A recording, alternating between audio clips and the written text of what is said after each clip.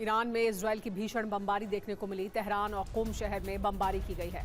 Israeli बमबारी के बाद जोरदार धमाके हुए हैं। खुर्रमाबाद एयरपोर्ट पर भी बम गिरे हैं। अंतरिक्ष अनुसंधान केंद्र को पर भी हमला किया गया है। देखिए किस तरह से तेहरान और कुम शहर में बमबारी की गई है। अलग अलग जगह बमबारी के बाद के दृश्य सामने आए हैं, वीडियो सामने आए हैं, जिसमें दिख रहा है कि कैसे हमले किए गए। खुर्रमाबाद एयरपोर्ट पर भी बम गिरे हैं और अंतरिक्ष अनुसंधान केंद्र को भी टारगेट किया गया। इस बीच रूस ने ईरान को दी है पावर प्लांट्स की लिस्ट। रूस ने 55 इजरायली पावर प्लांट्स की एक लिस्ट दी है। 55 पावर प्लांट्स की सही लोकेशन मुहैया कराई गई है। इजरायली पावर प्लांट्स पर ईरान के हमले भी जारी हैं। जहां एक तरफ ईरान के पावर प्लांट्स पर हमले की बात की जा रही है अमेरिका और इजरायल द्वारा, सिविल इंफ्रास्ट्रक्चर को ईरान में हमला किया जा रहा है और टारगेट पर लिया जा रहा है। ऐसे ही ईरान के पास भी अब 55 पावर प्लांट्स की इजरायल के भीतर लिस्ट मौजूद है जिन पर हमले कर रहा है ईरान। अब आपको ये बताते हैं कि पावर प्लांट्स की किस तरह की लिस्ट रूस ने ईरान को दी है और उसके कितने लेवल हैं। रूस की जो हिट लिस्ट है, ईरान का ऑपरेशन ब्लैक उसके आधार पर चल रहा है। और ये क्या है? रूस ने ईरान को पावर प्लांट्स की एक बड़ी लिस्ट दी है। ईरान को 55 महत्वपूर्ण पावर प्लांट्स की लिस्ट सौंपी गई है रूस द्वारा।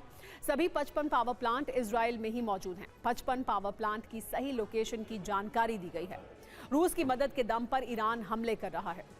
पहला लेवल जो लिस्ट में है वो है महत्वपूर्ण पावर प्लांट्स। तबाही से इजरायल में बिजली व्यवस्था ठप हो जाएगी इन पर अगर हमला होगा।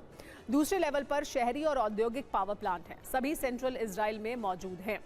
तीसरे लेवल पर है लोकल इंफ्रास्ट्रक्चर और छोटे पावर प्लांट, ये तीसरे लेवल पर आते हैं और इनकी लिस्ट भी दी गई है। यूएई में एक अमेरिकी नागरिक की मौत हो गई।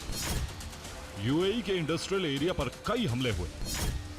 अबू धाबी में रेनिन सिस्टम कंपनी पर हमला किया गया। इराक के शहरों में भी धमाकों का सिलसिला जारी है। इराक के सुलेमानिया में ड्रोन से कई धमाके हुए। एरबिल में भी प्रॉक्सी संगठनों का हमला जारी। हॉर्मुज में भी दहशत का माहौल कायम। हॉर्मुज में कई ड्रोन हमले नाकाम किए गए। कई जहाज को अपना रूट बदलना पड़ा है।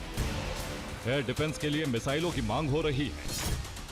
अमेरिका से मिसाइलों की सप्लाई नहीं हो पा रही। अरब देशों में इंफ्रास्ट्रक्चर को लेकर चिंता बढ़ गई।